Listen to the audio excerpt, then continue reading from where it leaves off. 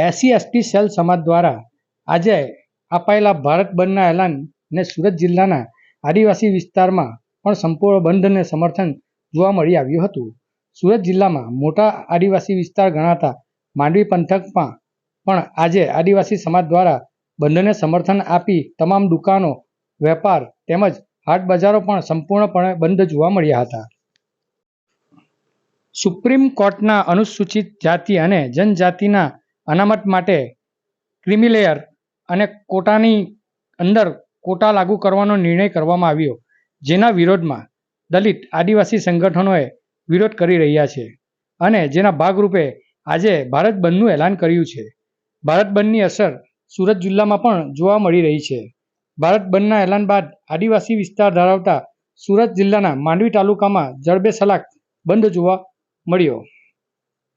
માંડવીમાં પ્રવેશદ્વાર નગરમાં જ મહત્વના દુકાન, વેપાર ધંધા બંધ હતા અને બંધ સમર્થન આપ્યું હતું. સુરત જિલ્લાના માંડવી તાલુકામાં મોટેભાગે આદિવાસી વિસ્તાર ગણાય છે, જેથી સૌ સુપ્રીમ કોર્ટના નિર્ણય સામે બંધને સમર્થન આપ્યું હતું.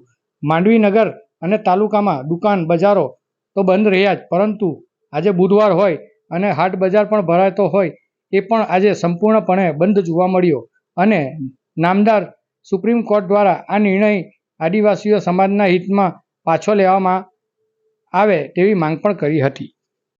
મારું નામ છે જિમ્મી ગામિત, સામાજિક આગેવાન, માંડવી તાલુકા.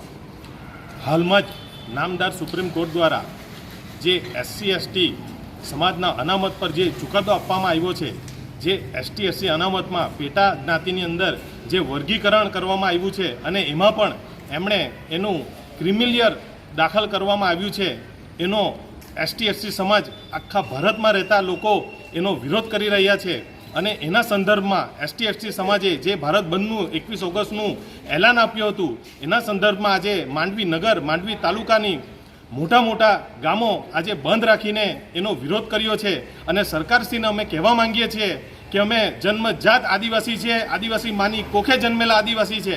સરકાર જો અમારા એના પર અનામત પર જો તરાપ મારવાની વાત કરશે તો એ ભારત દેશમાં રહેતો આદિવાસી સાખી લેવાનો નથી. એનો અમે ઘોર વિરોધ કરીએ છીએ અને સરકારશ્રીનો આપના માધ્યમથી હું કહેવા માગું છું કે અનામત એ કોઈ ઉપકાર નથી, એ અમારો આદિવાસીનો જન્મસિદ્ધ અધિકાર છે અને એના પર જો કોઈ તરાપ મારવાની વાત કરશે તો એનો ઉગ્ર આંદોલન આગળ પણ ચાલુ રહેશે. જય આદિવાસી, જય ભીમ.